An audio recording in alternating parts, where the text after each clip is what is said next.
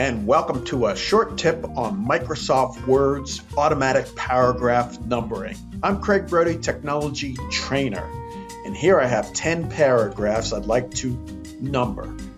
First thing, triple click in the left margin highlights the text of this piece of a legal agreement, and then I go right to this icon under the Home tab.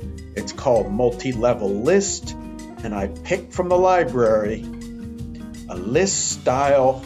It's legal oriented. It has 9 levels, so all 10 paragraphs are numbered. If I highlight paragraphs 3 and 4 and click this icon, increase indent, it goes to level 2, and this one, level 3, and 4, and so on. If I change my mind, I can decrease the indent.